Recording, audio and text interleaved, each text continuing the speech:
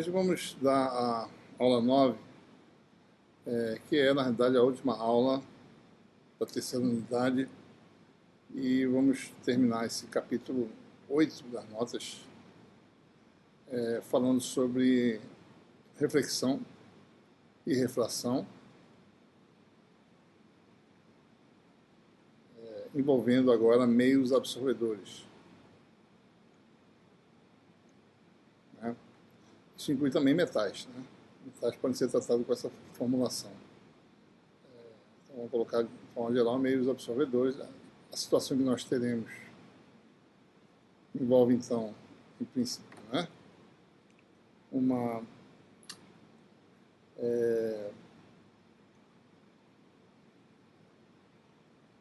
interface, digamos, entre o meio transparente,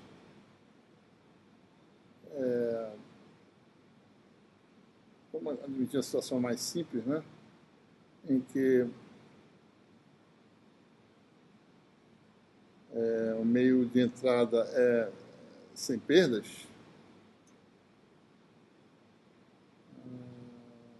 Deixa eu ver aqui. Vamos admitir que o meio de entrada tem índice de refração N1, e o meio 2 tem um índice de refração agora complexo, a gente vai chamar de N2, a gente vai botar agora uma barra em cima do N, para indicar que esse meio é absorvedor, ou seja, ele tem um índice de refração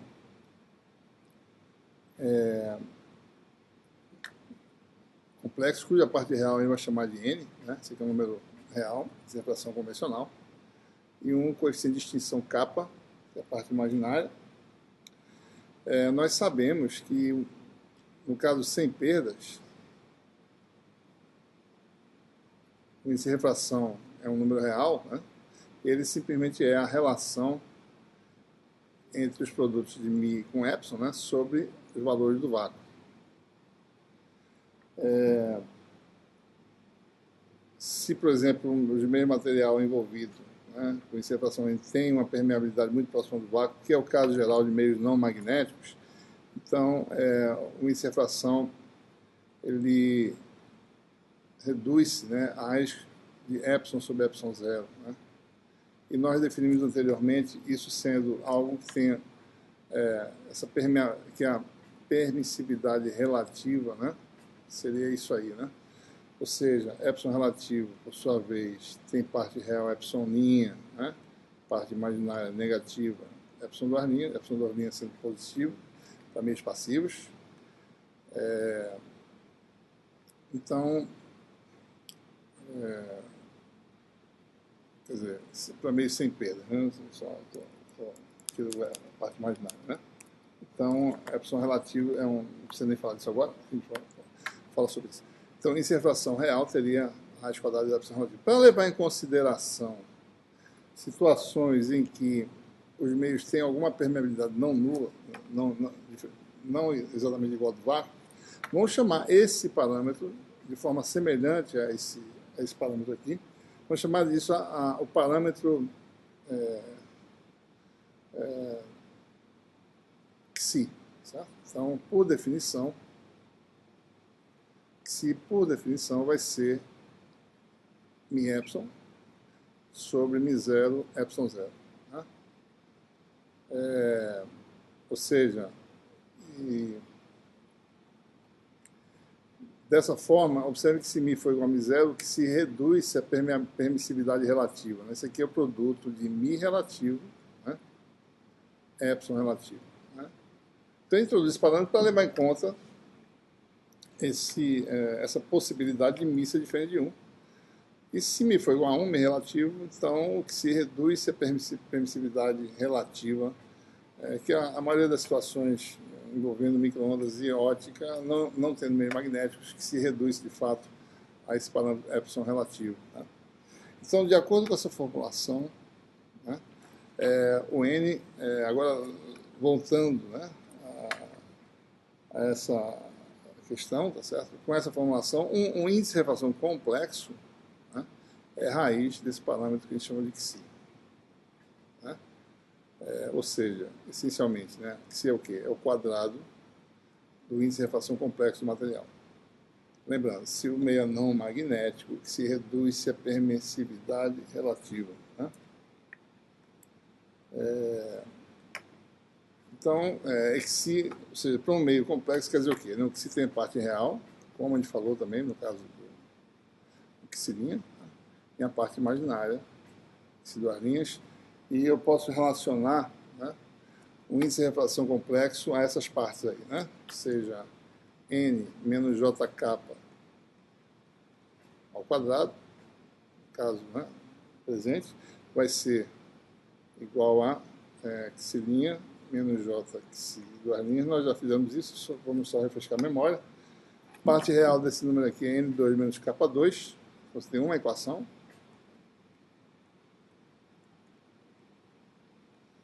Lembrando, né? Isso aqui, se o meio é magnético, vai dar epsilon, parte real do epsilon, né? E a parte imaginária, menos 2NK, NK vai dar esse menos, esse duas linhas, tem essa equação. Então, é assim que determina, dado, né, esse parâmetro aqui, Xi, suas partes reais imaginárias, você determina os índices de refração e a coeficiente de extinção kappa. Bom, então nós estamos nesse meio 2, né? Você tem aqui um descendente vindo desse índice com um ângulo θ1. Nós sabemos que vai ter uma reflexão, né? Mais uma vez, né, para satisfazer as condições de contorno, esse ângulo de reflexão tem que ser igual, e uma onda refratada o meio absorvedor agora. Certo? Como isso acontece, a gente vai determinar de forma mais precisa. Um ângulo seria um ângulo θ2, quem vai determinar, certo? Quem vem a ser esse ângulo, na realidade, né? Bom, no meio 1, o vetor de onda, né, ou o número de onda, né? Posso dizer assim, os vetores de onda, né? Vamos falar sobre eles. No meio 1, o vetor de onda tem módulo N1K0, né? Componente Kx e K1, ou seja, o vetor de onda é um vetor que tem componente Kx e K1, ou seja, o quadrado desse número, né, me dá K1 Kx ao quadrado,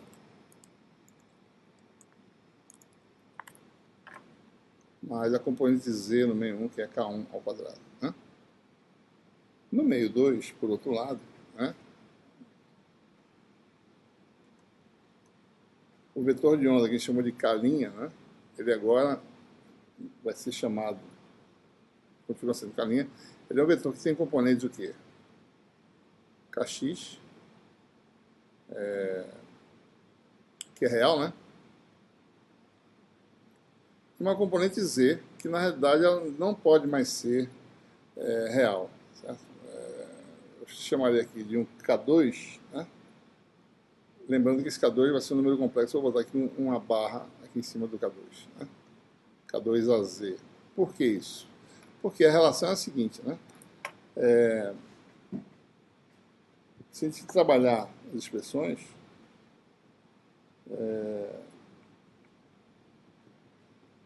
a gente chega à conclusão que, se você fizer a prova escalar desse vetor com ele mesmo, né, dele com ele mesmo, você vai ter como resultado o índice de refração no meio 2, né,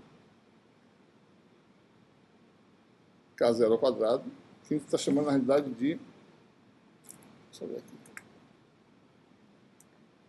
A gente está chamando esse N2, na realidade, só lembrar a anotação.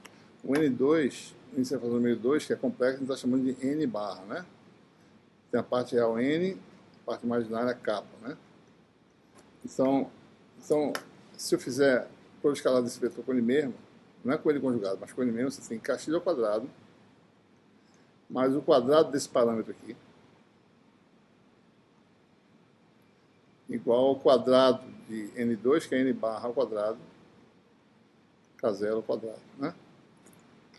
Ora, se N é um número complexo, e se Kx é um número real, então K2 tem que ser um número complexo. Né?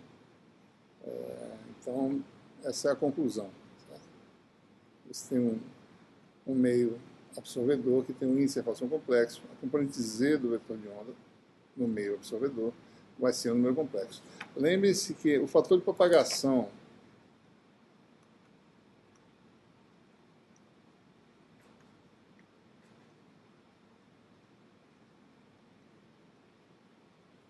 no meio 2, os campos, né, dependem, né, de um fator exponencial complexo. Um é menos, na verdade, menos jk', né, escalar x. Né? X é o vetor posição.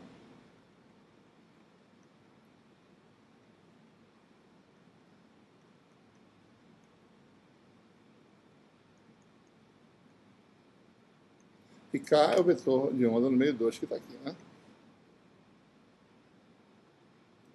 Vou fazer aqui de novo, reproduzir Kx a x mais K2 barra, né, a z. Então, pela escala desses dois vetores, que é o fator, né, o argumento da função complexa, função exponencial complexa, vai dar essa função. Isso aqui vai dar o quê? Exponencial menos j, kxx, que é real, e aqui aparece menos j, k2 barra z. Ora, no meio 2, o fato disso aqui não ser real me dá, né, ele tem parte real e imaginária, vai dar um termo aqui, vai ser um exponencial real. Os campos físicos têm que decair no meio 2, né, se o meio é infinitamente extenso, senão essa onda aumentaria indefinidamente, né, que levaria a uma energia infinita. É claro que se você tem novas interfaces que cortam o meio 2 em pedaços finitos, então é possível ter soluções tanto crescentes como decrescentes exponencialmente, né, desde que na última interface, que é o meio infinito, tá certo? A última exponencial decai exponencialmente. Como a nossa última interface é o meio 2 em si, e o crescimento exponencial levaria a uma energia infinita, então a gente tem que escolher K2 de forma adequada. Então K2 tem que ter uma parte imaginária tal que o produto com menos J dê negativo. Então, toda vez que a gente chega nessa situação em que você tem um meio infinito, que a onda penetra nesse meio, né, a componente que dá a função exponencial real tem que ter uma parte imaginária negativa. Né? Então a gente vai chamar esse K2 barra então, de uma parte real K2, real. Então por isso que eu botei o barra aqui, o K2 ser um número real, convencional que a gente conhece. E aqui você tem a parte imaginária do K2, que é um parâmetro gama. A gente vai analisar isso aí. Então se eu faço isso e jogo nessa expressão, eu vou ter essa função que dá a oscilação ao longo da direção x, uma senoide, né, se você calcular. Você vai ter uma parte oscilatória devido à parte real do K2 e uma parte de decaimento que menos j com menos j dá menos 1. Você vai ter aí menos, aqui não é x, não, aqui é z, né? Direção z. E isso aqui vezes o fator exponencial de menos gama 2z. Né? Então a gente sempre tem que escolher a parte imaginária do K no meio 2, a componente longitudinal, a componente z no meio 2, né, como sendo um número imaginário negativo. Certo?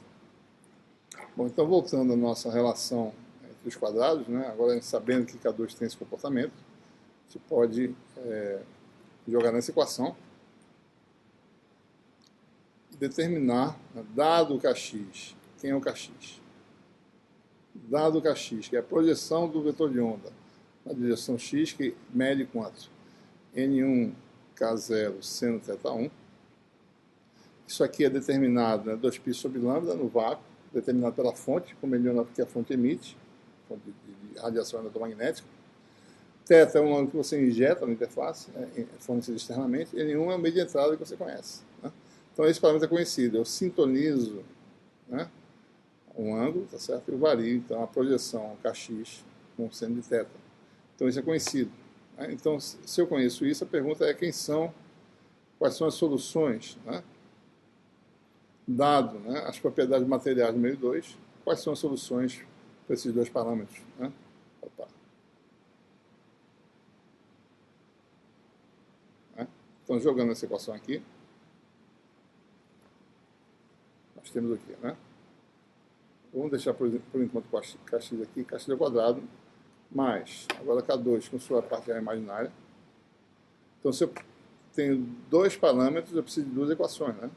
Essa equação vai me dar duas equações. São uma equação aí, na verdade, envolve parte real imaginária, deve me dar duas equações. Aqui você tem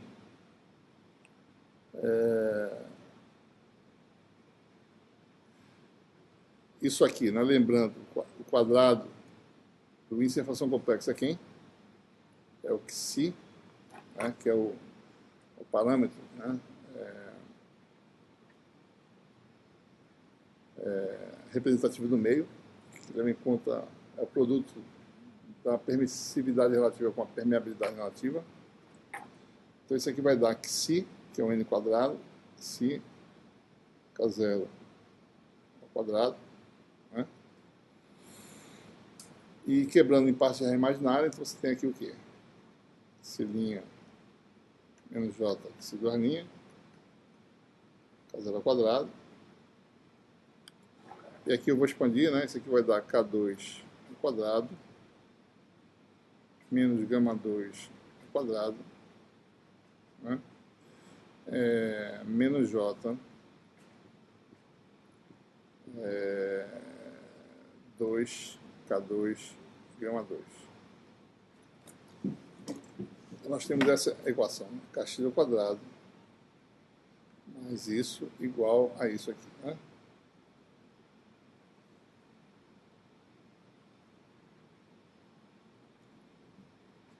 Então vamos separar essa equação em parte real e imaginária. A parte real está aqui, né? Kx ao quadrado mais K2 menos gama 2 igual a esse produto. E por outro lado, 2K2 gama 2 igual a esse produto aqui. Vamos escrever isso. Você tem duas equações. K2 ao quadrado menos gama 2 ao quadrado igual a Xi' K0 ao quadrado menos Kx ao quadrado. Lembre-se que isso é o parâmetro material do meio 2, isso aqui é conhecido, isso aqui também é conhecido, né? E a outra equação é 2K2 gama 2 igual a Xi duas' K0 ao quadrado. Equações desse tipo já foram resolvidas anteriormente. Nós tivemos, por exemplo, algo parecido com isso, né? N2 menos K2 igual a epsilon', ou então igual a Xi', né? 2nk igual a epsilon duas'. Equações semelhantes. A solução dessa equação é obtida como, né? Eu quero resolver para quem? Para K2 e gama 2. Substituo gama 2, né? Passo o K2 aqui para baixo. Pego esse resultado e jogo aqui. Eu tenho a equação biquadrática em K2, da forma K2 à quarta menos Xi' K0 ao quadrado menos Kx ao quadrado,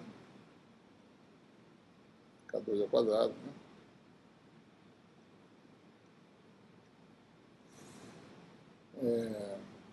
Menos Xi duas', K0 ao quadrado sobre 4 igual a 0. Né?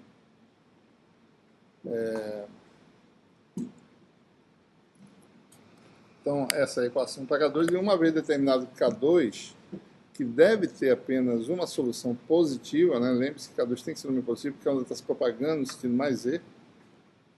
Então, a gente tem que ter uma solução real e positiva para K2, e essa equação tem como solução, né?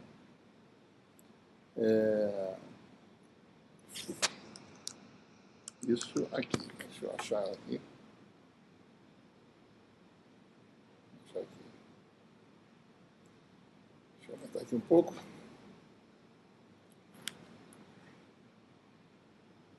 Essa é a solução para K2, né? Em termos dos parâmetros. Certo? Observem que, por exemplo, aqui seria mais ou menos, né?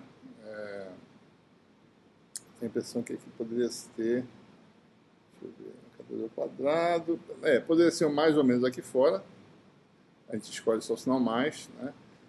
E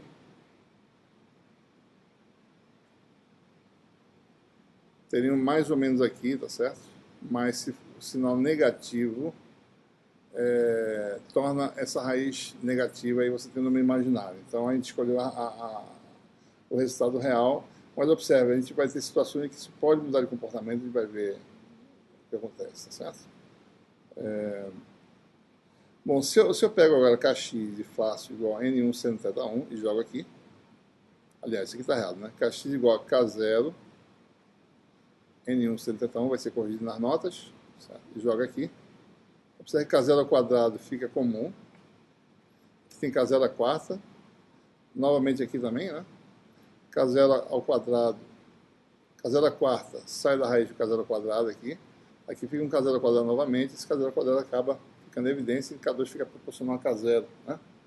Então você obtém esse resultado aqui, agora diretamente em termos dos parâmetros conhecidos, né?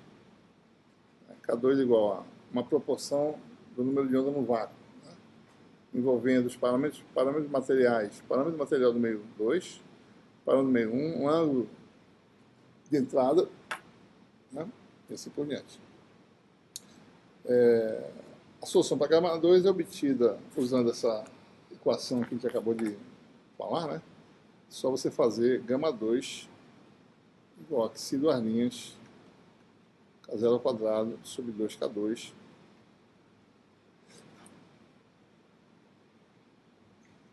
e é fácil verificar que vai dar esse resultado parecido com esse, só que com um sinal menos aqui em cima, certo?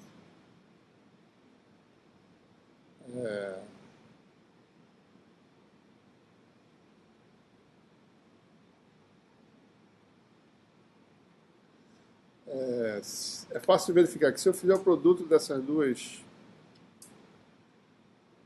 dessa função com essa, vai dar o quadrado dessa raiz menos o quadrado desse termo aqui, certo? E vai dar exatamente esse fator xi duas linhas que aparece aqui, K0 ao quadrado sobre 2K2, né? Ou seja, K2 gama 2, é fácil verificar, né? Vai dar xi duas linhas sobre 2. Observe, né? Isso aqui, essa raiz ao quadrado vai dar esse termo mais esse. Isso aqui, vezes isso, dá isso ao quadrado, só que o sinal negativo. Então, esse termo, se você for ver, cancela com esse no produto. Certo? Então, vai ficar xi duas linhas a quarta raiz. Acho que xi duas linhas raiz. Deixa eu ver aqui.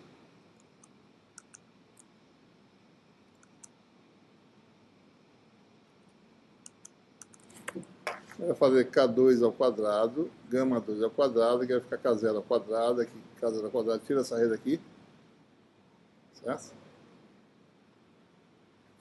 Vai ficar o quadrado desse, menos o quadrado desse. Então isso aqui ao quadrado, vai ter um 2 aqui, vai cancelar com isso, né?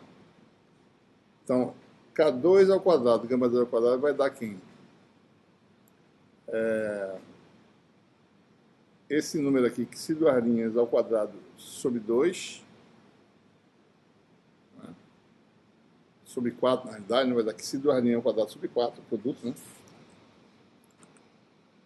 Vocês façam aí. Né?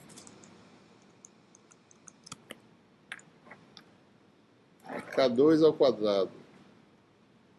Esse aqui é K0, né? Ao quadrado. Gama 2 ao quadrado vai dar si duas linhas ao quadrado sobre 4, K0 ao quadrado. K0 à quarta. Né? Se eu extrair a raiz, vai dar K2 gama 2 igual a si duas linhas sobre 2, K0 ao quadrado. Né? Que é a equação original. Então é fácil verificar que aquela solução dá aquilo ali. Tá? Vou tirar esses riscos aqui. Faço isso aí depois para analisar, né? Então, importante observar essas funções.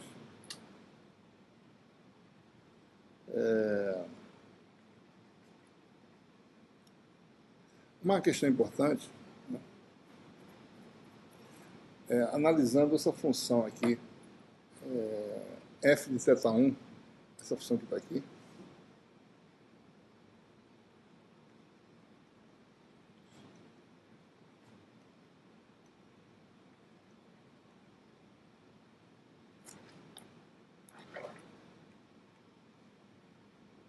essa função está presente aqui nesse termo e nesse, né?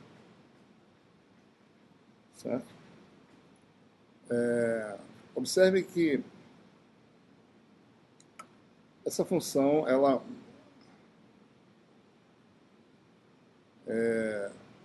dependendo da relação entre esses dois parâmetros, né? Observe que x'e' a raiz dele é o índice de refração número 2, né?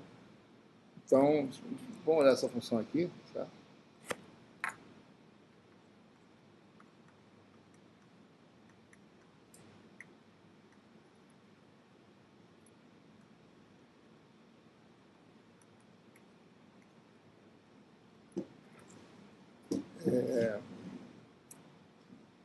Vamos admitir a situação, né, em que N1, né, a gente quer analisar a condição de reflexão interna quase total, né? A reflexão interna total ocorre para meios não absorvedores. Então a gente vai falar sobre isso agora, né? A gente vai analisar isso baseado nesse comportamento dessa função.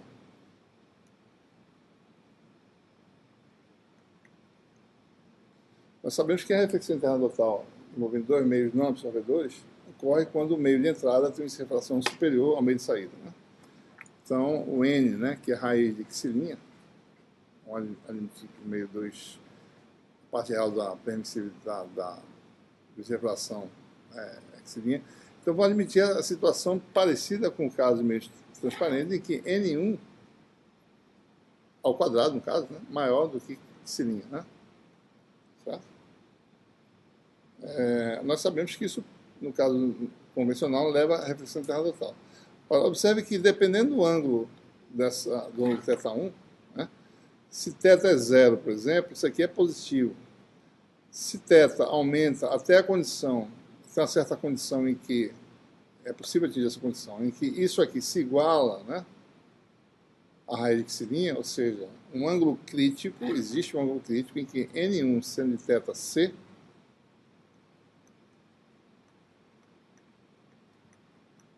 é igual a um índice de refração, que é a raiz de epsilonia, que é o N, né, do meio 2. Né? Lembrando que a gente chamou a parte real de refração do meio 2 de N, né? Não chamou de N2, chamou de N. Né? Aliás, desculpa, não é N não. É a raiz de epsilonia. A raiz de x'e' aqui são coisas bem diferentes. Né? Então, quando isso acontece, essa função se torna nula. Né? Então, para θ1 maior do que θc, menor do que θc, a função f é menor do que zero, é maior do que zero, né? Símbolo positivo. Tá?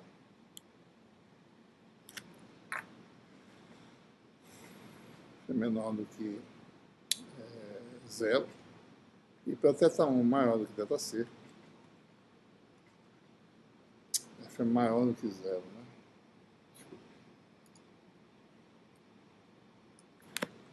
F é maior do que zero. E há uma transição, quando θ passa de θc, f passa a ser menor que zero. Né? E na transição, f de θc vale exatamente igual a zero. Né? Certo? Vamos lembrar, né? X'e' é N2 menos K2. Quem não está sabendo, volte e faça essa continha para quadrado. Né? Quadrado de refração complexa é igual a esse parâmetro de x'e'. Né? Xi duas linhas é 2nk. Né? Então nós temos aí uma transição no ângulo agora que leva em conta a absorção do material. Ou seja, N1 seno de θc, um ângulo crítico de transição da função f. Ele não está falando o que isso quer dizer, está falando que há uma transição, a gente vai analisar essa transição já já, é igual a raiz quadrada de x'inha, que é n2 menos k ao quadrado. Né? Então, o ângulo agora passa a ser esse ângulo crítico, né? Dado por essa expressão. Lembre-se que quando k era zero, isso aqui dava, né? Só lembrando, né? K era zero, isso dava aquela condição de reflexão interna total, ângulo a partir do qual a onda se torna evanescente no meio 2. Meio 2, n sobre n1, isso aqui na realidade é o índice de separação no meio 2, né? Certo? Agora, o que acontece é uma transição. A gente tem que analisar o que essa transição quer dizer, né?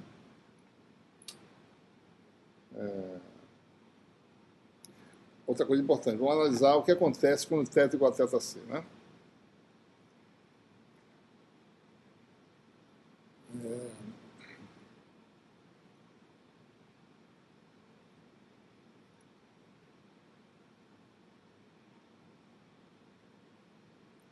É que está a função f está aqui.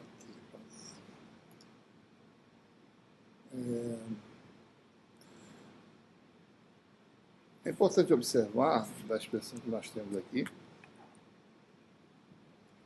né? Quando a função f é zero, ou seja, quando esse termo desaparece, né? Isso aqui sai, certo? Isso aqui sai. Isso aqui também, né?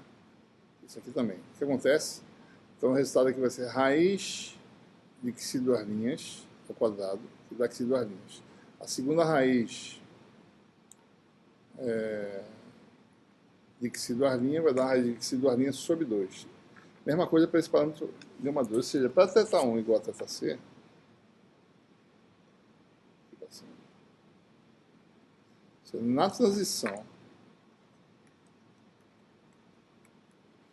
K2 igual a gama 2 igual a K0, né? Vezes esse número xi duas linhas sobre 2. Observem que xi duas linhas, né, lembrando, né, ele só existe porque existe uma parte imaginária. Todo material tem refração, né? Porque tem uma parte imaginária do índice de refração que vem de onde? Perdas. Se você tem um sistema de pequenas perdas, né, ou seja, se xi duas linhas for praticamente zero, então essa transição faz com que o K2 e o gama 2 sejam nulos, né? Ou seja, o que a gente quer dizer é que para pequenas perdas, K2 e gama 2, né, nesse ângulo de transição, se tornam muito pequenos. Né? Certo? Essa é a primeira observação que a gente tem. Né? Por exemplo, né, se você tem, vamos ter uma ideia, né? A ausência de absorção, que era o caso que nós tínhamos antes, né? Xi duas linhas igual a zero. Vamos olhar para as expressões aqui. Tirar esses riscos.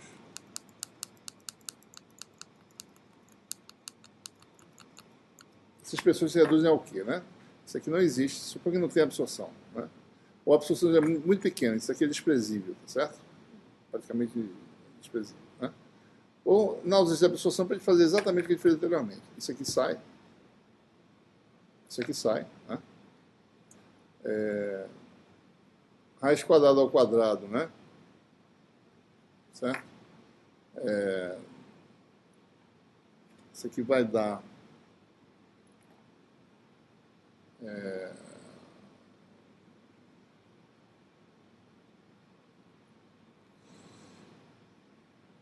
eu ver aqui uma coisa. Esse aqui está ao quadrado, né? Então a raiz quadrada aqui vai dar um módulo, tá certo? Módulo desse número aqui. No K2, vamos botar a expressão para K2. K2 igual a né, na ausência de absorção, K2 vai dar K0, raiz quadrada do módulo, isso aqui é f, de módulo de f, θ1, ao quadrado, raiz quadrada vai dar módulo de f, né, mais f de θ1 sobre 2. Se a gente olhar, né? Olha, isso de fato é verdade. Isso aqui é f de θ1 ao quadrado, raiz quadrada. Então, raiz quadrada de f de θ1 ao quadrado dá módulo de f de θ1. Isso aqui é o f de θ1 em si. Certo? Então, dá essa soma, né? E o gama 2 daqui.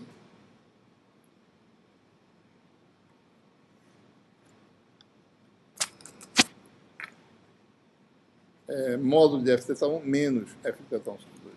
Né?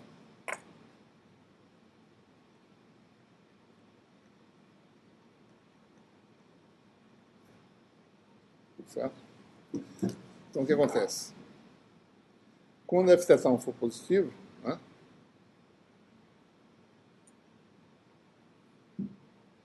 F de θ1 positivo, vamos assumir esse regime. Então, o módulo de f é igual a f, que dá 2f sobre 2, que dá 2f, né? 2f sobre 2 vai dar f, né? Se f de θ1 for negativo, o módulo de f é menos f, essa soma dá zero. Então, acima do ângulo crítico, K2 se torna zero. Abaixo, ele se torna a própria função f. No caso de gama 2, se θ for menor que θc, o módulo é igual a f. Então, isso aqui dá zero. Gama 2 igual a zero. Acima do ângulo crítico, aí isso aqui torna negativo. Tem uma coisa errada aqui. Deixa eu ver se eu não errei aqui.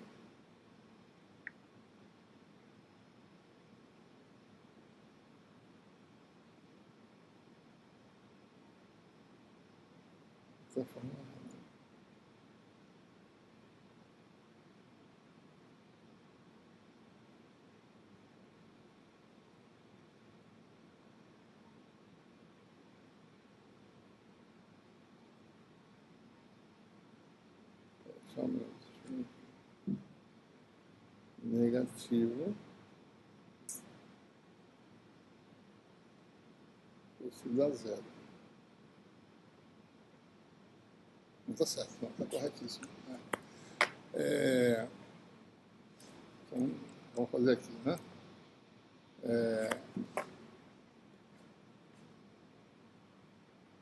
Então, para θ1 acima do ângulo crítico, isso aqui vai dar menos módulo. Isso aqui vai dar gama 2 para θ1 maior do que o ângulo crítico, né? Da gama 2 vai dar K0 menos 2f de θ1 sobre 2. Porque módulo de f é menos f agora, né? Que f ficou negativo. Então, o módulo dá menos. Isso aqui cancela, fica a raiz de menos f. Mas menos f é negativo, né? Menos f é positivo, certo? Então, pode escrever assim, né? Isso aqui vai dar menos f positivo. Isso aqui vai dar, na verdade, menos K0 f de θ1. Tá? Né? Então, para θ menor que θc, a função gama 2, né? Isso aqui é módulo de f igual a f menos f dá zero. E para θ maior que θc, isso aqui vai dar menos f como um todo. Tá? Ou seja, então o resultado que você obtém é esse aqui, ó. Essa função é gama 2, mas se comporta, né? Aqui você observa que isso aqui é o menos f, né, que a gente falou. A gente trocou a posição disso com isso, né? O gama, certo? Então essas funções fazem essa transição para perda igual a zero, né? Uma é real, K2 é real, tá certo? Passa para zero. A outra, que é a parte imaginária do K2, é zero e passa para um valor não nulo. Na realidade, é aquele parâmetro gama que a gente falou na aula anterior. Né? Nada mais é do que o parâmetro gama. A gente pode fazer um gráfico, tá certo? Dessa transição. Vocês podem ver aí, deixa eu ver um pouco. Isso aqui é o caso em que você tem, por exemplo, o K2, né? O K2, ele tem um valor aí, na verdade estaria aqui, deixa eu escrever. O K2 faria isso aqui, variaria, né, com a função θ, tá certo?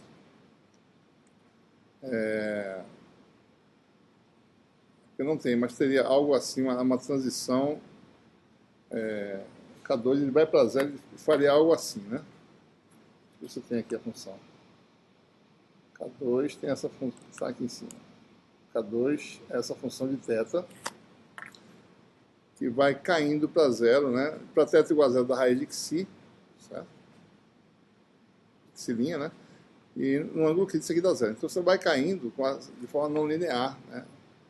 É porque eu não coloquei aqui, mas o K2 faria algo assim, certo? Vou tirar isso aqui. Faria algo assim, deixa eu tentar desenhar aqui. O K2 faria algo assim.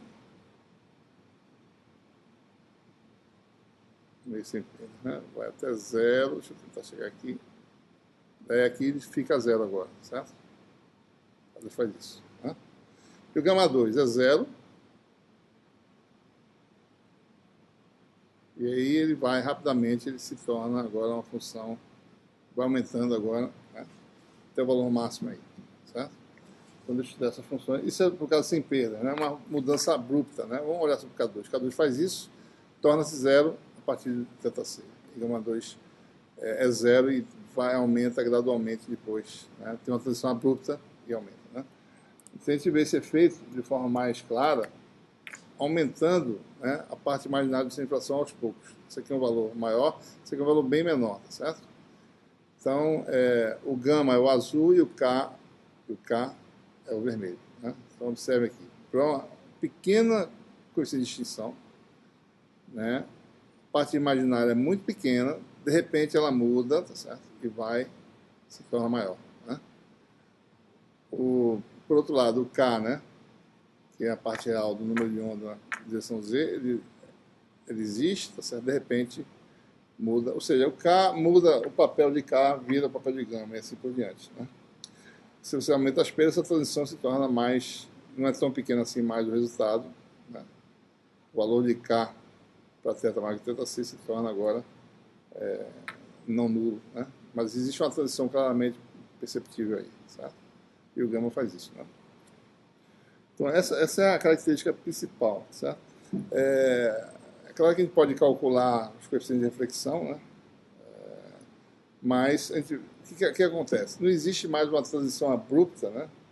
Como antes, né? Em que você tem esse tipo de comportamento, né? Ou seja, essa função aqui. Deixa eu fazer ela aqui separadamente, né? O K antes tinha uma mudança abrupta, né? Fazia isso, de repente fica zero, né? No ângulo crítico, né? Mesma coisa para o gama, ele faz isso, de repente ele aumenta, né, para perda zero, né? Essa mudança abrupta levava a uma reflectância e claramente mostrava, né, para ondas P e ondas S você tem características distintas, vocês lembram que para ondas P a reflectância ela vai para zero, de repente ela faz isso, né? Reflexão interna total. Né? E para as ondas S não tem esse mínimo aqui, tá certo? A onda simplesmente faz isso, reflexão interna total. Né? Existe uma mudança derivada descontínua aqui, né? Derivada, se você olhar, a função aqui faz isso, derivada aqui é zero, derivada aqui é diferente de zero. Tem uma descontinuidade em derivada na função de reflectância. Mas o que acontece é que, à medida que você coloca a perda no sistema, tá certo? Você começa a não ter reflexão interna total como antes. Você tem o que a gente chama de reflexão quase total. Né? Ou seja, o fato dessa transição não ser mais abrupta como antes faz com que você não tenha a reflexão total mais. Né? Você tem muito próximo dessa condição e a situação é essa mostrada nessa figura. Certo? Então, aí, exemplo de uma reflectividade, reflectância para uma onda P, né, incidindo no meio, cujo índice de refração complexo tem a parte real, um índice de refração próximo do vácuo, por exemplo, é uma parte imaginária não nula, meio de entrada tem índice de refração 1, né, aliás, meio de entrada tem um índice de refração n maior do que 1, n1 igual a 1.5, nesse exemplo, esse foi calculado de fato. Né? Isso aqui é como função do ângulo de entrada, θ1. Né? Observe que, à medida que a perda é igual a zero, você tem a mudança abrupta de reflectância, né? Ela aumenta subitamente em θ igual a ângulo crítico. À medida que você começa a adicionar perdas no material, você tem aí um pequeno aumento no coeficiente de extinção, você começa a ter o quê? Você não tem mais reflexão total, você tem muito próximo dessa condição. Né? Certo? E quanto mais perda, pior fica a situação. Né? você só vai atingir se tiver ângulo raso, né, 90 graus em relação ao normal, você, na verdade não está nem penetrando na interface, você só está transmitindo paralelo à interface. Então esse é o efeito causado pela absorção.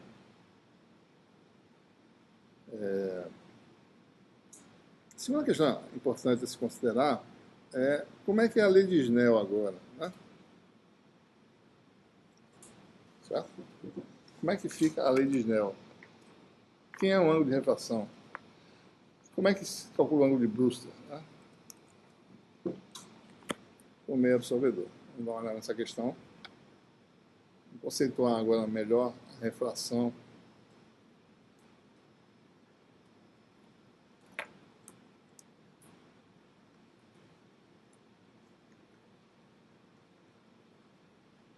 Vamos examinar o fator de propagação dos campos número 2. Não precisa nem botar os campos exatamente, só sabemos que esses campos se comportam, né?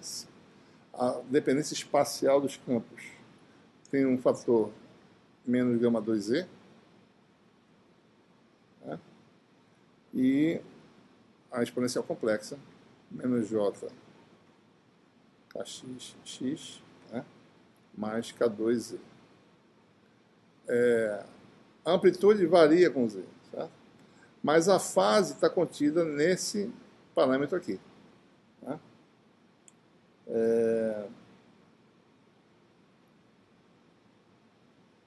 Então, é esse parâmetro que determina um ângulo de deflexão do feixe, né? O ângulo real que nós conhecemos.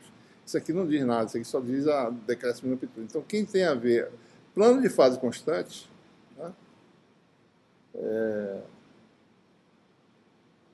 O plano de fase constante é quando esse argumento aqui for constante. Certo? Isso quer dizer o quê? Né? O plano de fase constante é aquele plano ortogonal à direção de propagação da onda eletromagnética. Né? Ou seja, o plano de fase constante é quando a fase fica constante, fixa. Né? Isso aqui vai diminuir porque é um efeito de absorção, mas a fase se mantém constante nesse plano de fase que é dado por essa equação, né? Kxx mais K2Z. K2 é a parte real do número de onda na direção Z.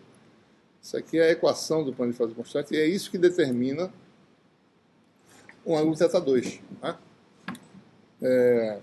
Ou seja, o ângulo θ2 é determinado pela direção do vetor unitário, ou seja, do vetor que é ortogonal, né? Esse vetor que eu vou chamar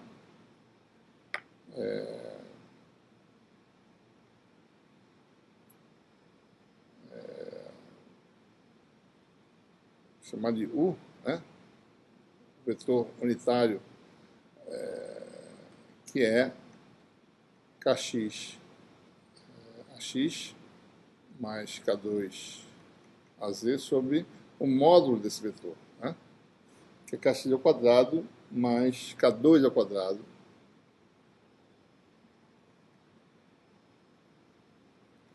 Né? Observe que aqui está a direção da onda número 2, então você tem aí um ângulo θ2, o vetor de onda tem a componente aqui Kx, tem uma componente real K2. Isso aqui é um ângulo real, a gente está falando, né? Então, seno de θ2 aqui, né? Seno de θ2 é igual a Kx sobre Kx ao quadrado mais K2 ao quadrado, né? Lembre-se que a gente acabou de determinar a expressão para K2, né? Então, K2 tem uma expressão, essa aqui é a raiz quadrada, né? Essa aqui é a raiz.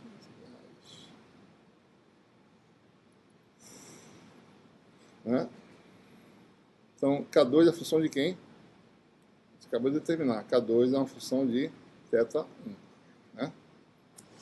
Aquelas duas soluções que a gente obteve anteriormente nos dão aqui o K2. Deixa eu tirar esse aqui. Então, esse aqui é o K2. Né?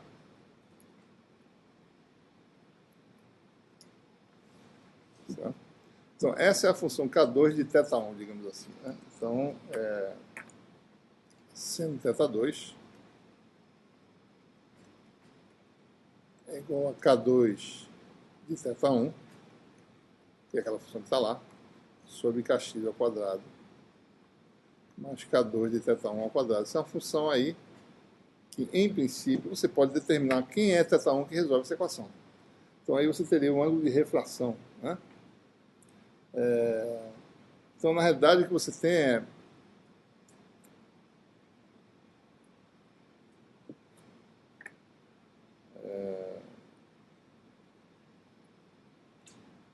você teria aí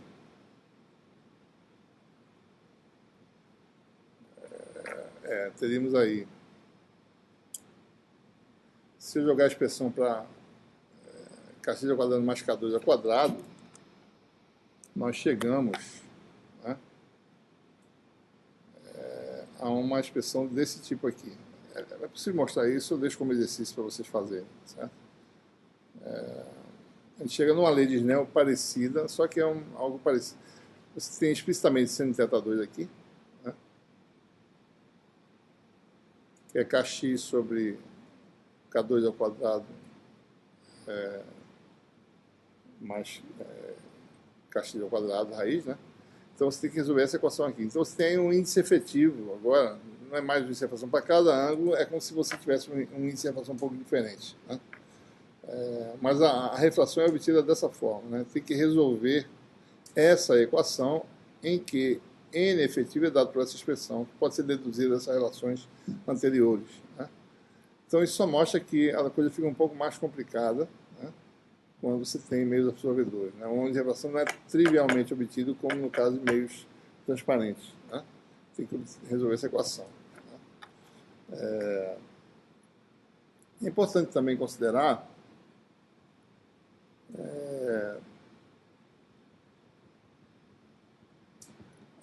bom, essa é a condição de a lei de Snell fica modificada para essa lei generalizada, tá? E é importante também analisar o que acontece no ângulo de Brewster da polarização paralela. Então vamos analisar essa questão.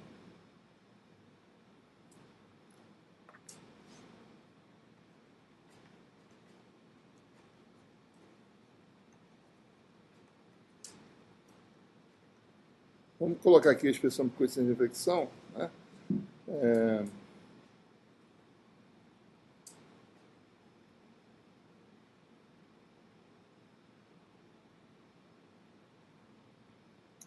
Uma coisa rapidinha aqui, peraí. Deixa eu ver se está certa essa expressão que eu modifiquei. 2K1. Acho que está certo. 2K1, né? Está certo.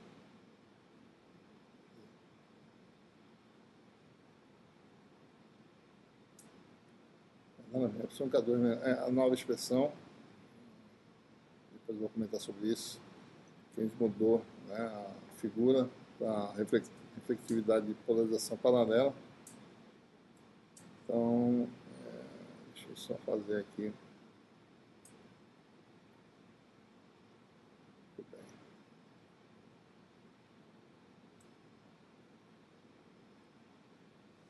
Então, vamos admitir, certo? Por simplicidade, né? Porque a gente sabe que fica mais complicada a expressão para o de Brewster quando tem a permeabilidade qualquer, certo? Vamos admitir. Aliás, não, esse é o caso geral ainda. A reflectividade para ondas polarizadas no plano de incidência é dada por epsilon 1K2 menos epsilon 2K1. Isso aqui está com um sinal oposto ao que eu falei anteriormente, mas não.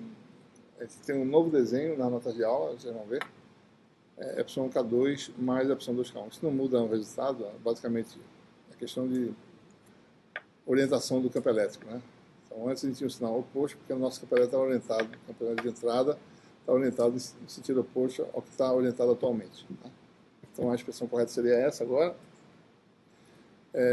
No meio 1, só que agora o K2 é a componente Z do número de 1 no meio 2, que é o número complexo, né? O K2 barra, tá? Lembrando isso aqui, né? E o epsilon 2 pode ser escrito como epsilon 0, epsilon' menos j, epsilon duas linhas. Tá?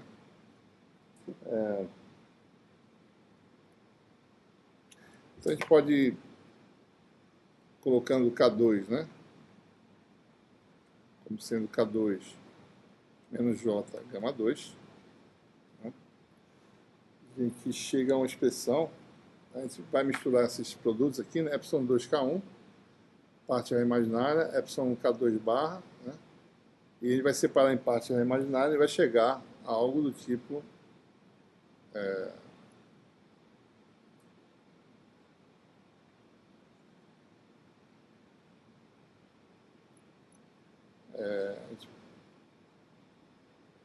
vamos chamar de epsilon 1, né? Igual a epsilon 0, epsilon relativo, vou colocar desse jeito. Esse é epsilon mesmo, isso não é xi não, isso aqui é epsilon, né? Então isso aqui vai dar... Então todos os fatores, né? Epsilon 2 e epsilon tem epsilon 0, então você fica só epsilon relativo K2 menos J gama 2 menos epsilon 2, né? Que é menos esse fator é epsilon' menos J, epsilon duas linhas, K1, né? E aí você repete aqui a soma, tá?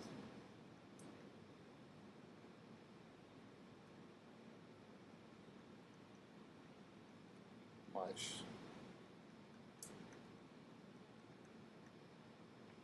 Então você pode ter agora a parte imaginária isso aqui vai dar o quê, né? Epsilon relativo, K2, menos epsilon' relativo, K1, epsilon relativo, menos epsilon' K1. Daí você tem um termo que é menos J, uma diferença aí, né? Menos J, produto do epsilon relativo, gama 2, menos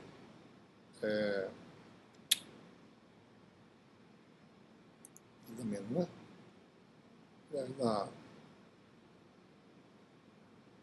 Dá mais, né? Menos com menos dá mais, então fica menos epsilon duas linhas K1, né? E aqui fica a soma embaixo, né? Mesma coisa, fica mais embaixo, né? E aqui fica menos com menos, menos, e aqui fica mais, né?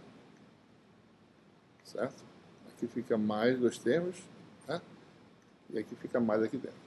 Então você tem razão, esses dois números complexos e a reflectância, aquele R diferente,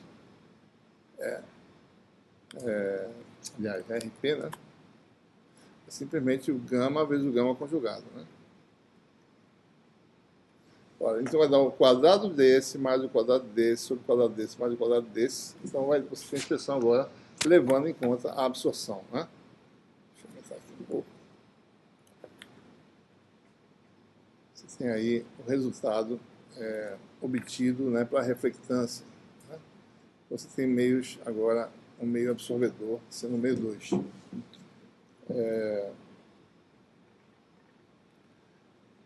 Na ausência, né? Lembre-se que o ângulo de Brewster ocorre antes da reflexão interna total. Então é quando o K é real, né? O K2 é real. Bom, na ausência de perdas, a condição que nós tínhamos, esqueça isso aqui, o ângulo de Brewster ocorria quando isso aqui dava zero, certo? Né? Então é mais ou menos aí que vai ocorrer o ângulo de Brewster. É claro que a gente teria que calcular com mais precisão para saber qual vai ser o novo ângulo de Brewster. Pode ser calculado, né? O ângulo de Brewster é aquele que vai minimizar agora essa expressão, porque uma vez que quando isso aqui dá zero, né,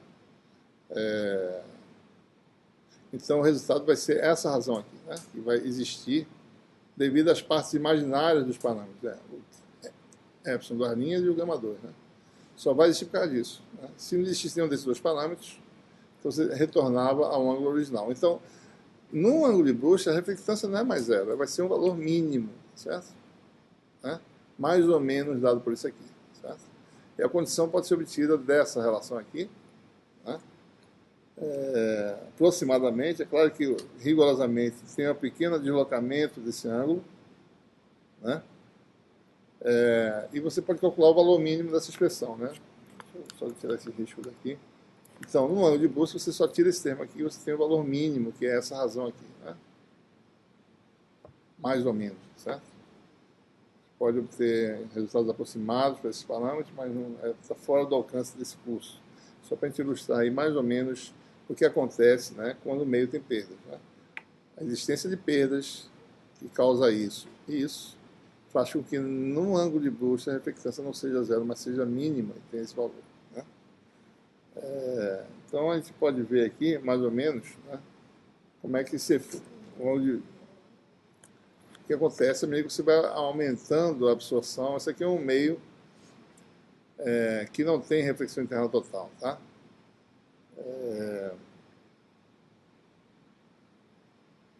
Eu acho que é um caso em que, vou colocar mais claro isso aí, mas é um caso em que você vem do ar, né, e entra no meio absorvedor, de refração 1,5 menos JK, não tem reflexão interna total, né? Observe que não existe a condição.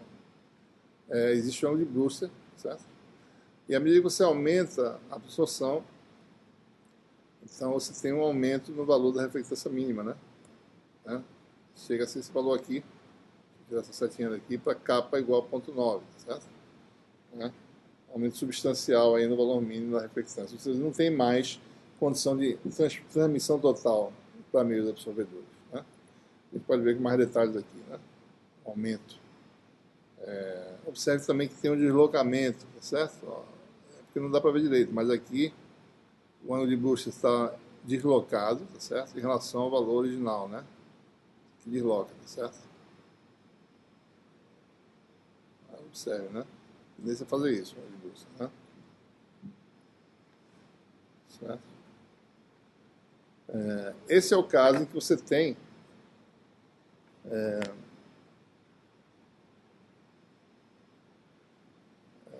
bom,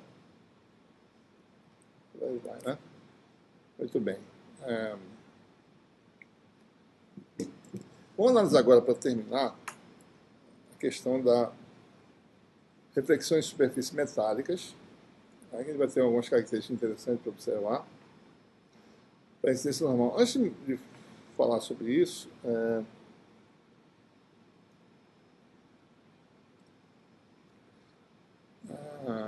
gostaria só de ilustrar, mais ou menos, né?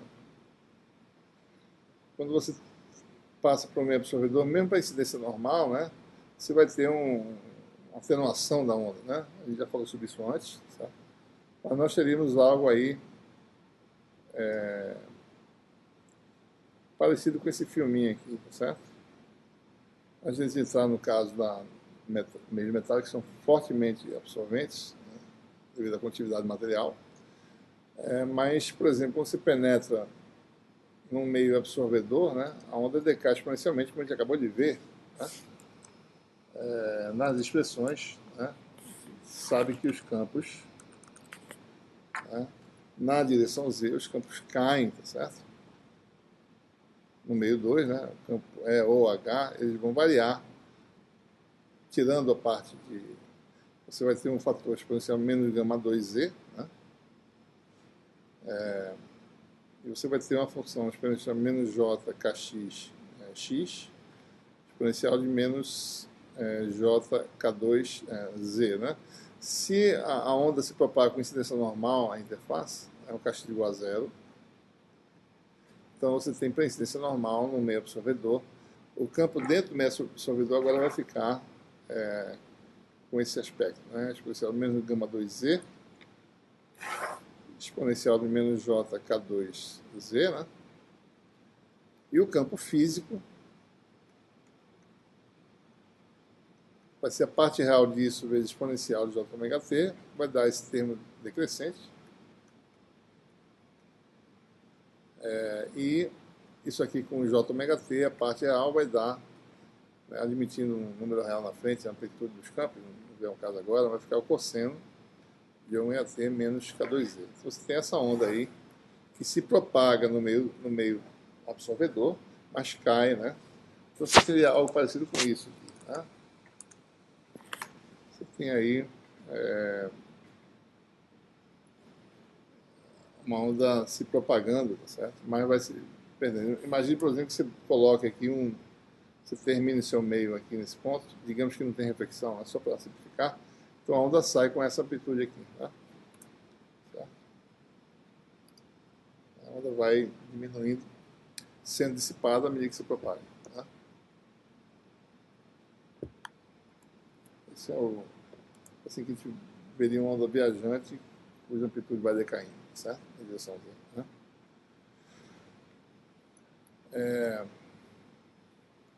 Bom, para concluir esse capítulo,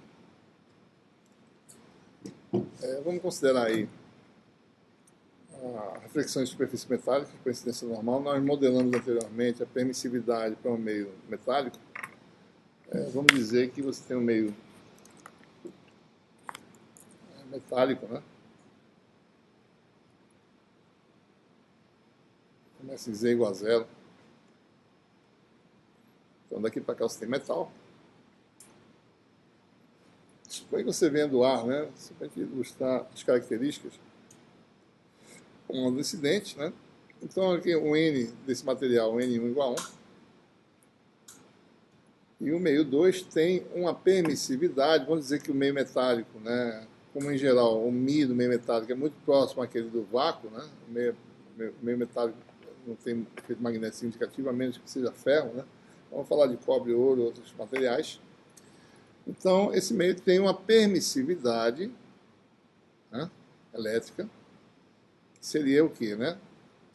Um valor epsilon, e uma parte imaginária que tem a ver com a condutividade DC. Na aproximação, que é a frequência, né,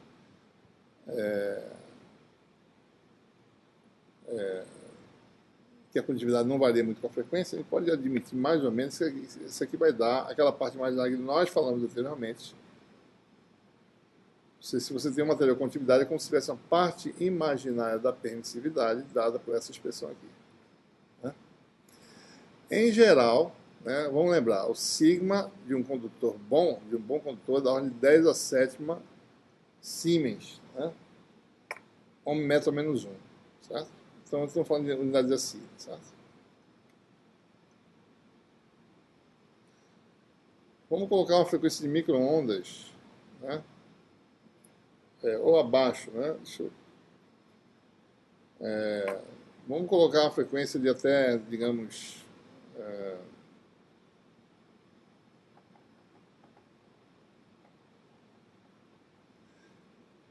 vamos colocar a frequência de micro-ondas ômega da ordem de 10 a décima radiano por segundo, né? Ou seja, gigahertz, 10 GHz, certo?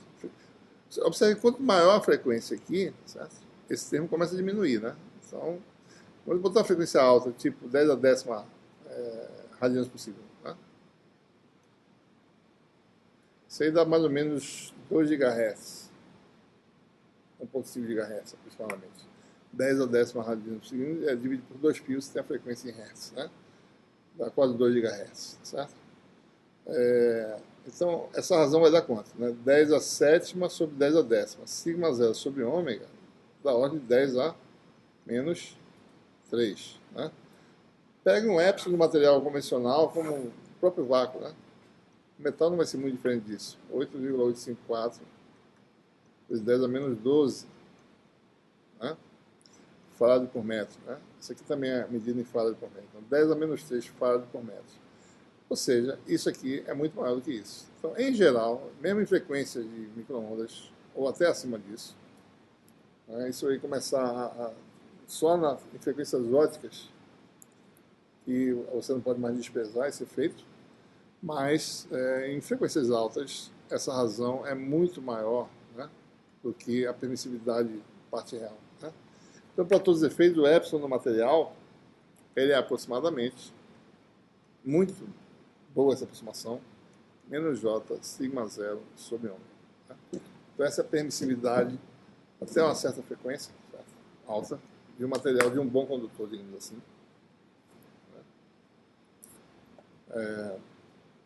E com isso, né, lembramos, né, se o epsilon é dessa forma, então que são índice de refração e coeficiente de extinção? Né? N2 menos K2 é a parte real do epsilon, né? Certo? Que seria epsilon sobre epsilon zero, que é aproximadamente o quê? Zero, tá certo? Para todos os efeitos, né? Isso aqui é muito maior do que isso, então isso aqui vai ser muito pequeno. E 2nk igual a isso sobre epsilon zero, né? E a permissibilidade relativa, sigma zero sobre epsilon zero ômega, né? Então, isso aqui quer dizer o quê? N igual a kappa, e você tem o quadrado de N, né? N2 igual a sigma zero sobre 2 epsilon zero ômega, ou seja, N é a raiz disso, tá? Ou seja, N igual a kappa e N dado por raiz sigma zero sobre 2 epsilon zero ômega. E a gente pode aí, então, pegar as expressões para incidência normal, custo de reflexão, né? E aí que entra a observação que eu vou fazer agora em relação às notas de aula que foram divulgadas anteriormente. Eu vou agora mostrar as figuras para vocês poderem entender melhor. Tá? Deixa eu voltar lá para o começo.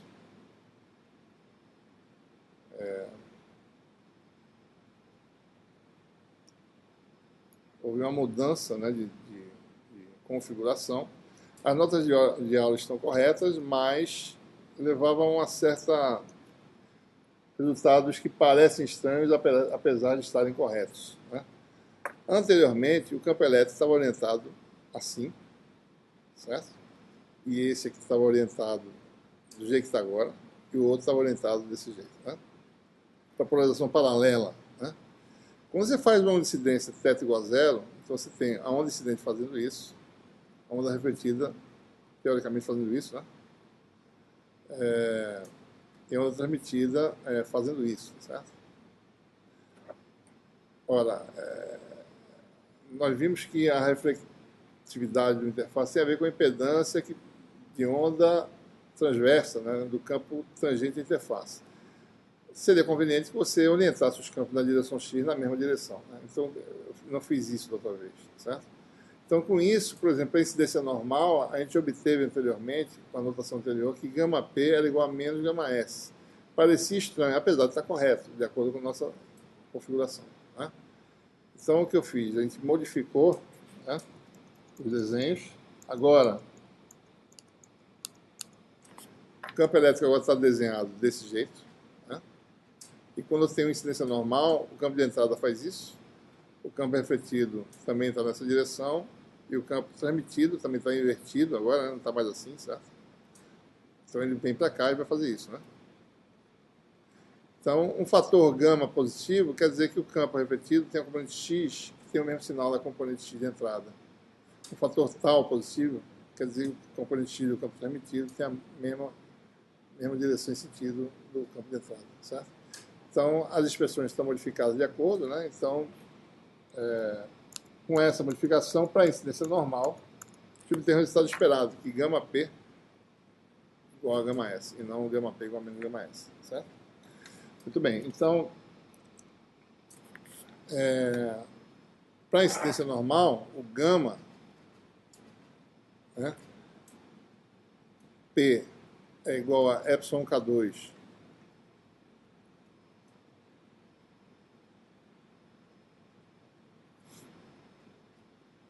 K2, né?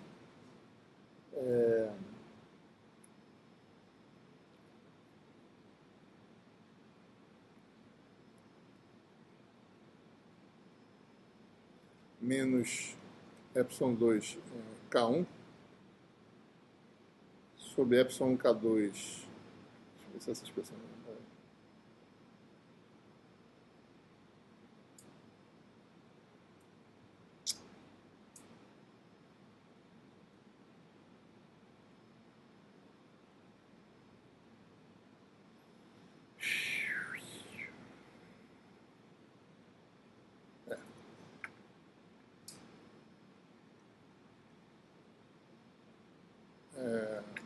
eu vou tirar essa barra porque agora fica mais fácil a análise, certo? Deixa eu deixar essa barra de fora. Eu acho que aqui aqui não é necessário, tem um caso bem específico em que o K2 ele é praticamente... A gente vai ver como é que fica aqui. Não precisa usar essa notação, não. São K2 mais ε2K1. Lembrando que K2 é complexo, né? Se necessário, a gente bota a barra de volta, certo? Esse é refração complexo do meio 2 passa a ser, né, N2, né, N1 menos J, né? N e K são iguais, a parte imaginária. Você tem aí um refração do meio 2 dado para essa expressão, né?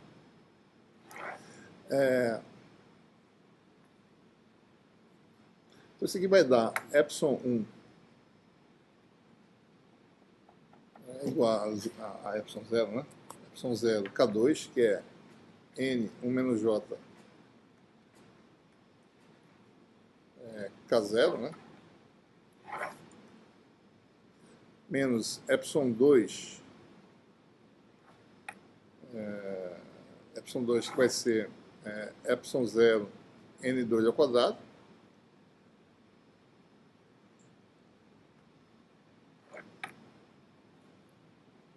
K1, né, é o número de onda do meio 1, mas a onda está incidência normalmente, né, é N1K0, mas N1 é igual a 1, certo? Então isso aqui vai dar K0, né? Então vai dar K0 aqui, sobre a soma desses parâmetros, né?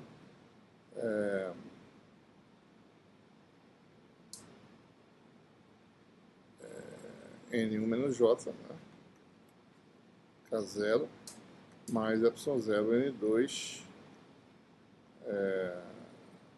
1 menos J ao quadrado, K0 ao quadrado, K0, né? Então isso aqui vai dar o quê? Vai dar ε0 cancela, K0 também, N, uma potência K aqui, você tem o quê, né? 1 menos J também, né? 1 menos J cancela aqui, quadrado, cancela. Isso aqui vai dar 1 menos N menos J sobre 1 mais N, 1 menos J, certo? Então lembre-se, né? N, certo? Observe isso aqui, né? Isso aqui é muito maior do que ε0. Então N é muito o quê? Maior do que 1. Tá?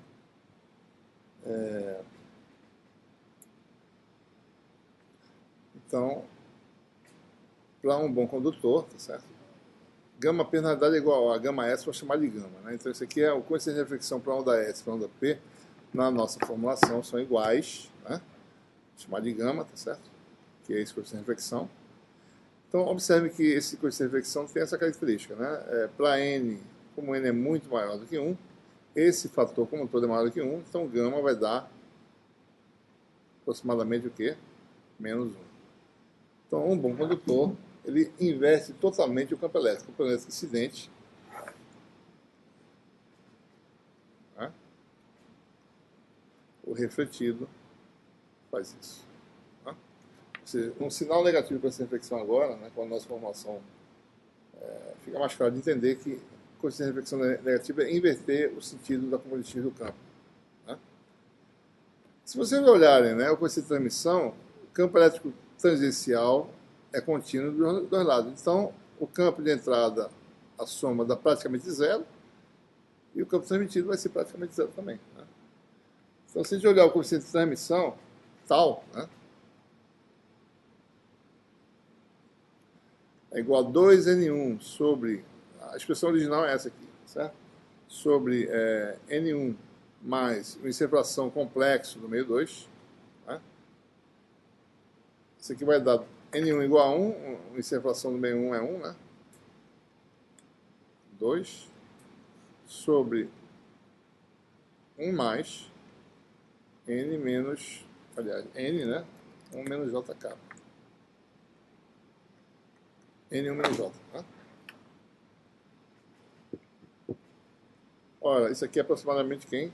2 sobre N, 1 menos J, né? aqui é muito pequeno, tá certo? Então o coeficiente de transmissão é muito pequeno no metal. Né? Se quiser obter o resultado correto, isso aqui vai dar 1 menos J. Pode ser escrito em forma fasorial, né? Raiz de 2 elevado a menos J π sobre 4. Você tem a expressão aí para o coeficiente de transmissão, desprezando isso aqui. Né? 2 sobre a raiz de 2 vai dar 1 sobre a raiz de 2. 2 sobre a raiz de 2 da raiz de 2 sobre n, né? O inverso disso vai dar a exponencial de j π sobre 4, né? Então você tem um número muito pequeno, mas dado mais ou menos para essa expressão aí, mas tem uma mudança de fase, né? O campo eletrotransmitido vai ter uma fase que está π sobre 4, né? Defasada, digamos assim, em relação ao campo incidente, certo? A gente pode escrever expressões para os campos, né? Campo de entrada, né? Se você olhar as expressões, né? O campo, vamos botar um metal aqui, certo? Vamos botar aqui Z, né? Vamos colocar X aqui para cima, tá certo? Y, né?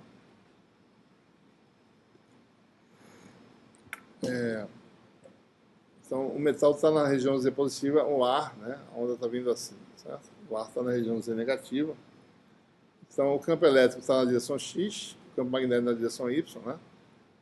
No meio 1, a onda incidente, pode ser escrito assim, né? É 0 a x exponencial menos j k0z, a propagação no sentido do eixo z.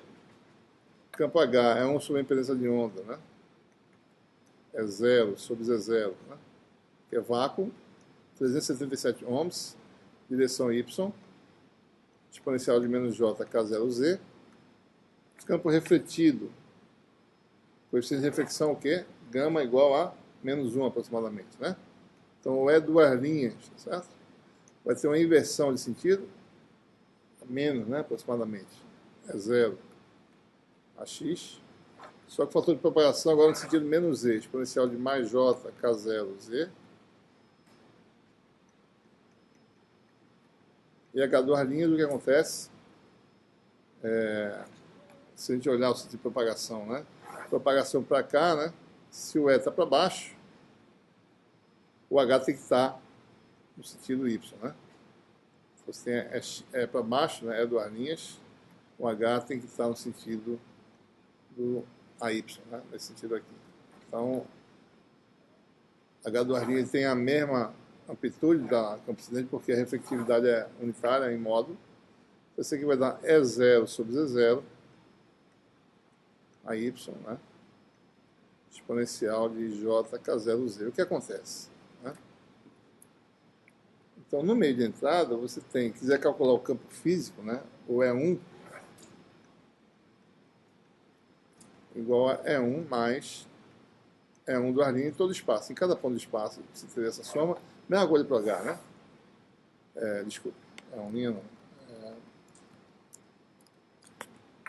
É o E mais o E duas linhas, né? E o campo H1 seria a soma dos dois campos. H mais H duas linhas. Tá? Então, nós temos aí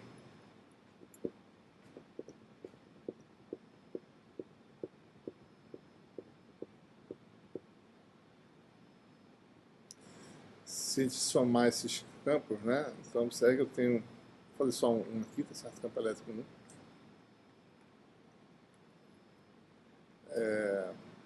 Então, é só observar aqui, né? É 0 a x em evidência, a subtração dessas duas componentes fica menos, vou colocar assim, é 0 a x, esse fator aqui, menos esse, né? Aliás, esse menos esse. Eu botei o menos na frente, vai ficar esse menos o outro. A exponencial positiva menos a negativa. Isso aqui é menos 2j, é 0. seno de K0Z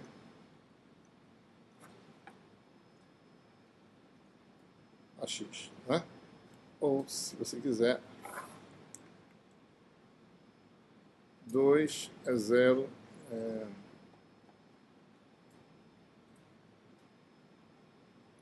seno de K0Z exponencial complexa que dá menos j, né? Exponencial de menos j π sobre 2 a x. E aí você determina o campo físico no meio 1, né? É 1. É multiplicar isso aqui por exponencial de j ômega t, tirar a parte real, né? Admitindo é 0 real. Você tem aí o resultado para o campo é 1, campo físico. Você tem 2 a 0. Seno, né, de K0Z, cosseno, né, de ômega t, como sempre, menos K0Z, né? Aliás, cosseno de ômega t, desculpa, ômega t menos π sobre 2, que dá o quê? Cosseno de π sobre 2 menos ômega t, que dá seno de ômega t. E aqui na direção x, né?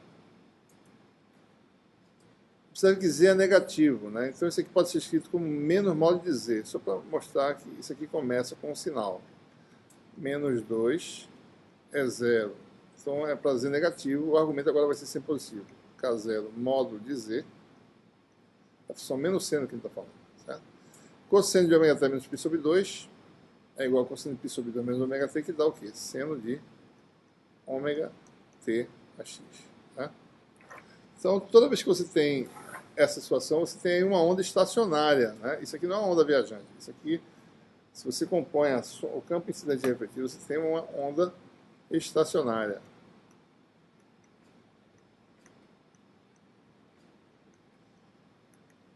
Porque estacionária, ela não se propaga. Ela fica simplesmente estacionária no espaço. Como essa figura aqui, certo? Deixa eu ver se ela está aqui. A onda estacionária tem esse aspecto aqui. Tá? Ela só faz isso, certo? Ela só oscila no espaço, mas não se propaga. Então isso aí é o produto de duas senoides, uma que dá a distribuição espacial e a outra a distribuição temporal é a amplitude variando no espaço, né? Então é mais ou menos isso, certo? Então não é uma onda propagante, como a gente falou anteriormente. Então toda vez que há descontinuidade, a gente está falando de descontinuidade entre o metal, você vai ter uma parte da energia que fica estacionária no espaço, né, formando esse padrão aí. O campo magnético pode ser calculado também, tá certo? Vai dar aí, né, essa função campo elétrico, campo magnético, se for calculado o campo físico, né? Você vai fazer algo semelhante ao que a gente fez agora há pouco. Você vai ter aí o campo magnético no meio 1, né? Dado por 2 é 0 sobre Z0, né? Cosseno a y, no caso, também onda estacionária, tá certo?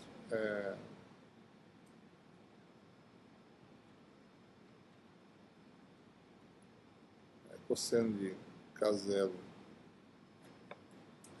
módulo de Z, porque aqui vai ser soma, né? Os campos se somam, campo magnético, e você tem aí uma função cosseno, se eu não estou enganado, vai dar uma função cosseno ômega t a y, né? Já está aqui. Então você tem um defasamento de 90 graus, né, entre esses dois campos, certo? Dá para perceber, né? Observem que isso aqui dá zero em Z igual a zero. Então o campo elétrico ele é zero e é máximo o campo magnético em Z igual a zero, né? Certo? Então, se vocês olhassem no espaço, mais ou menos, esses campos teriam aí, deixa eu ver se essa figura aqui, esse comportamento, esse aspecto aí. O campo magnético em vermelho, vocês estão vendo. Né? Então, o campo magnético é máximo. Né? Existe um defasamento de 90 graus, né, entre os dois campos, certo? Quando um é zero, outro é máximo. Quando um é máximo, outro é zero, e assim por diante. Né? O campo elétrico tem um nó no condutor, porque o campo, a condição do contorno é tangencial, é desprezivelmente pequeno, né? porque no condutor vai dar praticamente zero o campo, e o campo magnético é máximo, certo? Então, tem essa situação aí, né? Muito bem.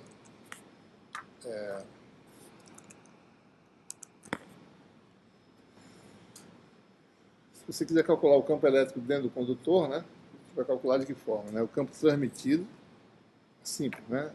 O campo é linha no condutor, é o coeficiente de transmissão, que eu lembro a vocês que é um número pequeno, né? É zero. AX, você tem aí o fator de propagação dentro do meio, você vai ter menos J, índice de refração, vezes K0, Z. Você que tem a parte real, a parte imaginária. Exponencial de menos J kappa vezes menos JK0. Então vai dar menos kappa, mais kappa é igual a N. Então mais menos N, K0, Z. Né? Esse seria o campo transmitido no meio 2. Né? Onde tal é aquele número pequeno que a gente falou anteriormente. Isso aqui vai dar raiz de 2 sobre N, né? Aquela exponencial de J sobre 4. Né? E você tem esse fator amplitude decrescente.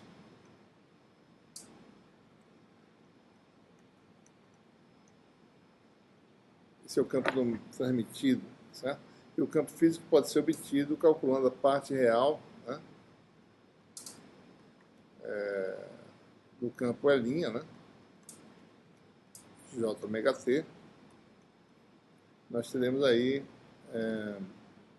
algo do tipo uma onda, né? Como a gente falou anteriormente, uma onda que vai decaindo, né?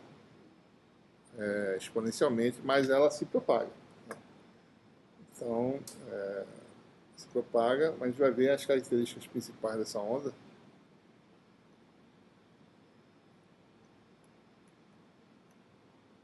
E aqui você tem o cálculo simples de fazer, vai dar cosseno, né, de ômega t menos kz, e vai aparecer quem? Mais π sobre 4.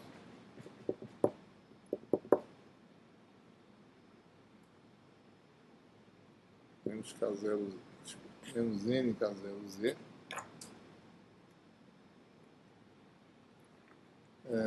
Deixa eu ver aqui. Mais π sobre 4, né? Parece uma fase aqui. Mais π sobre 4. Então a onda se propaga, mas tem uma atenuação. A gente acabou de mostrar o que acontece, né? A gente vai mostrar o efeito mais importante. A gente viu o que acontece, a onda se propaga e é atenuada, né?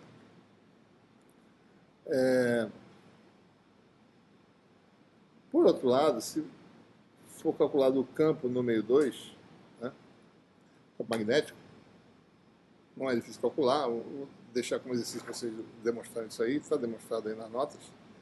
O campo no meio 2, observe que isso aqui, N, é muito grande, né? Então observe que esse número aqui é muito pequeno, certo? O campo elétrico é muito pequeno dentro do condutor, né? O campo magnético, ele vai ter esse comportamento aqui. 2 é 0 sobre Z0. Amplitude igual à amplitude do campo magnético, né? Condição de contorno, né? H tagencial contínuo. Então, o campo magnético na entrada, em Z igual a 0, é dado por essa expressão aqui. No meio 2 começa com esse valor e vai decaindo, né? De forma parecida com o campo elétrico.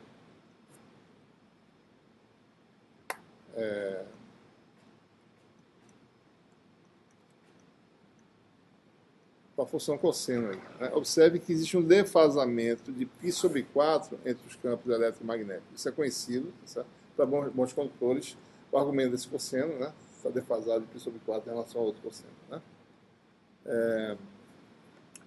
Um conceito importante que foi proposto como lista de exercício, né, no capítulo 7, foi o conceito da profundidade de penetração, né? Em inglês, esse termo é chamado skin depth. A skin é pele, né? A profundidade da pele, certo? Ou o efeito pelicular, certo? Que o campo não penetra muito, ele penetra mais ou menos até uma distância ΔS. Essa distância é definida tal que o argumento da exponencial real D1, certo? Ou seja, nk0 para uma profundidade ΔS dá 1. Então, nesse ponto em diante, a amplitude vai cair mais do que 1 sobre E, né? Vai ser menor do que 1 sobre E. Então, quem é o ΔS? O ΔS pode ser calculado simplesmente por essa expressão. N, nós já temos uma expressão para N anteriormente, que foi raiz, certo? Essa é uma expressão ΔS, né? O N, no começo, a gente já obteve, né? N igual a sigma zero, raiz quadrada, sobre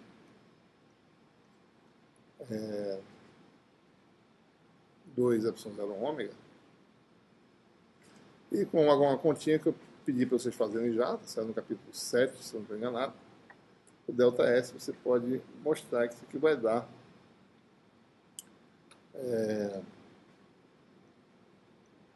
isso aqui vai dar um resultado importante que é conhecido, né?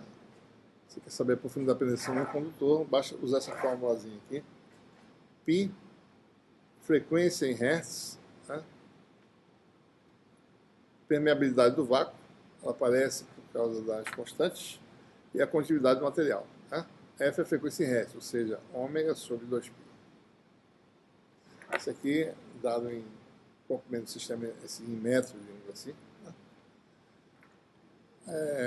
Mas a gente pode expressar tudo em termos do ΔS, né? Inclusive o N, tá certo? O N, essa refração, pode ser expresso, para ele ficar mais tangível, né? O N pode ser expresso como 1 sobre K0 ΔS. Né? Então a gente pode reescrever nossas expressões todas em termos de ΔS. K0 é 2π sobre lambda. Então isso aqui é N igual a 1 sobre 2π lambda sobre ΔS.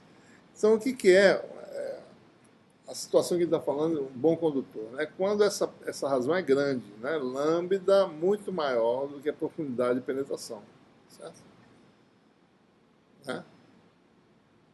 Quando chega em frequências óticas, o comedido de onda começa, pode ser comparável, dependendo do tamanho das pessoas do filme, à profundidade de penetração. Certo? Né? Posso também ter o caso de um metal muito fino, né? Tem aí, ou seja, se eu cortar o metal muito fino, eu posso ter a profundidade comparável à variação espacial do campo. Mas eu posso escrever um N dessa forma e todas as minhas expressões em termos desse parâmetro que é a profundidade de penetração pode ser determinado. Então eu posso escrever todo mundo em função da profundidade de penetração, eu vou obter uma expressão para o campo, EH, que a gente vai visualizar aqui melhor. No metal, o campo pode ser escrito dessa forma, 2 raiz de 2π, verifiquem isso aí, certo? ΔS sobre lambda, então a gente já vê, né? ΔS muito menor que lambda, isso aqui é pequeno, é mais tangível de observar, é 0 a x, exponencial de menos e sobre ΔS, né? E você tem cosseno ômega t menos z sobre ΔS, é mais π sobre 4, o H2. Observe, a amplitude do campo é pequena porque esse número aqui é pequeno. Né? Por outro lado, H2 não. H2 tem amplitude que começa grande.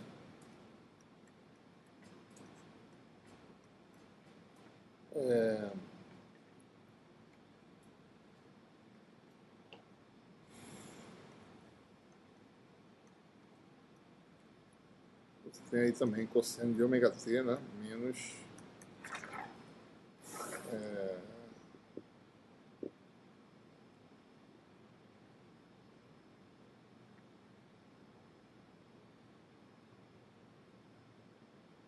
Z sobre ΔS. Né?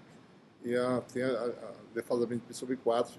Uma coisa importante observar aqui é o seguinte, que a variação espacial ocorre em uma escala igual à queda exponencial. A variação periódica da função no espaço para um dado t ocorre numa escala espacial que é igual à escala espacial da queda exponencial. Né? Isso traz características peculiares, né, a esse efeito, certo?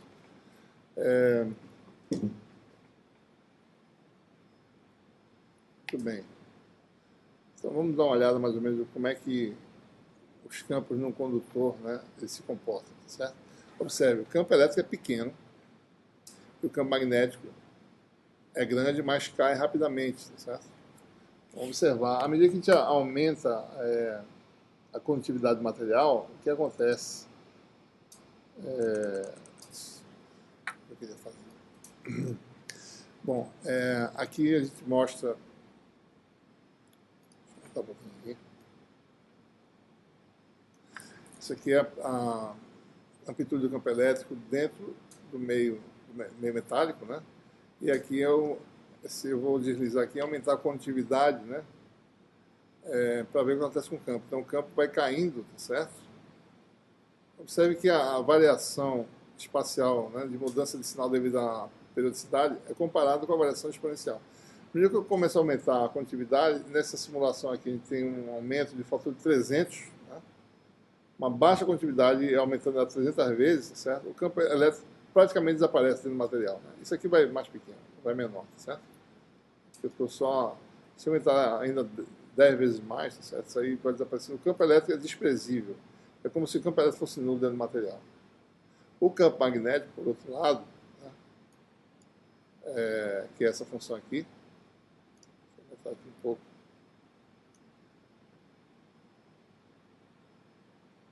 O campo magnético ele se mantém amarrado dentro do condutor e a penetração fica cada vez menor, né? E você vai aumentando a condutividade, certo? Porque o magnético se concentra na superfície. Deixa eu ver se eu...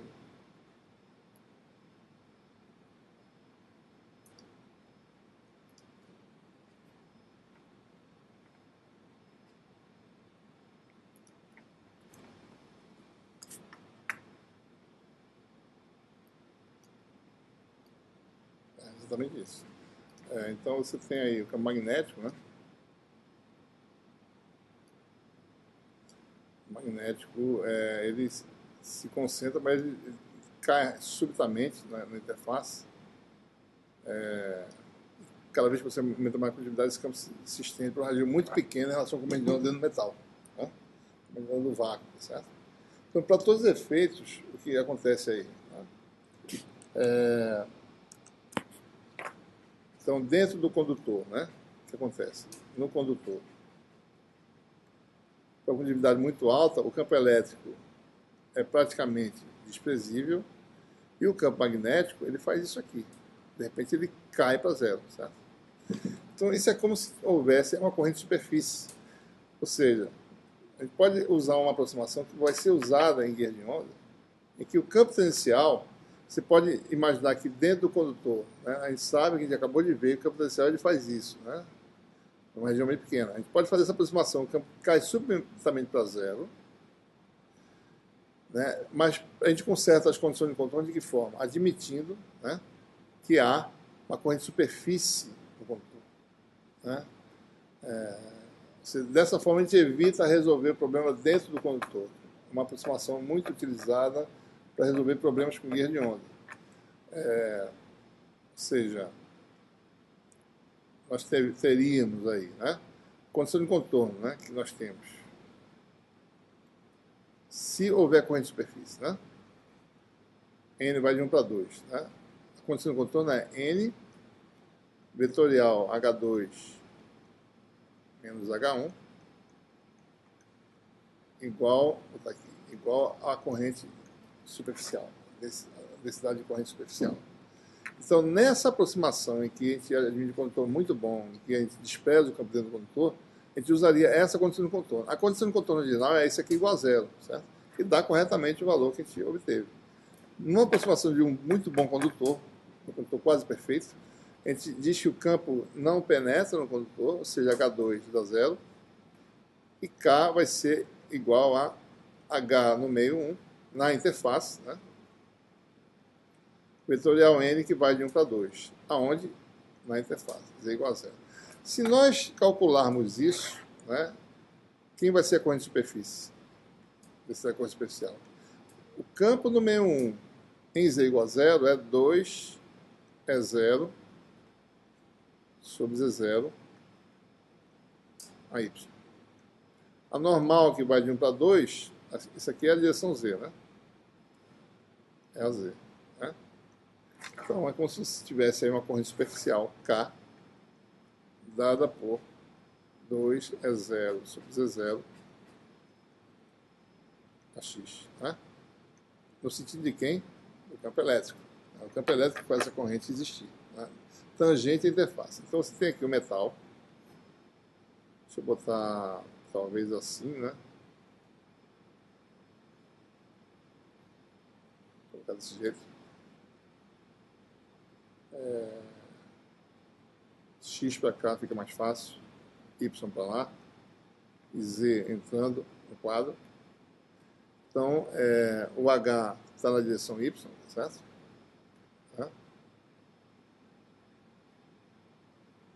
E você despreza o efeito interno no condutor, né? nessa bloco aqui de condutor. Você considera que o campo só existe na parte de fora do condutor, mas a condição de contorno correta é admitir que o H2 menos H1 é igual a K, onde K é dado para essa expressão. Né? Você conhece o campo elétrico inicial, certo? Que é muito pequeno, né? Você tem esse valor aí do campo incidente, na realidade, né? Então você tem aí o valor, o campo magnético está fazendo, o campo elétrico está fazendo isso aqui, né? Desculpa, isso aqui, campo elétrico, não, está errado. HX, não está certo. O E está nessa direção, o K também, né? E o campo magnético está nessa direção aqui. Certo? Então é assim que se resolve. Para evitar resolver o problema de condutor, você admite a existência de uma corrente de superfície. Né? Você pode obter aí, então, a solução para o problema. Tá? Bom, a gente vai ficar por aqui. Essa é a última aula dessa unidade. A gente vai disponibilizar esse material de hoje para amanhã. E vão ser publicados hoje os problemas e provavelmente até amanhã a gente tem essas notas de aula mais completas. A gente vai colocar só o esqueleto por enquanto, mas depois a gente coloca o capítulo 8 completo.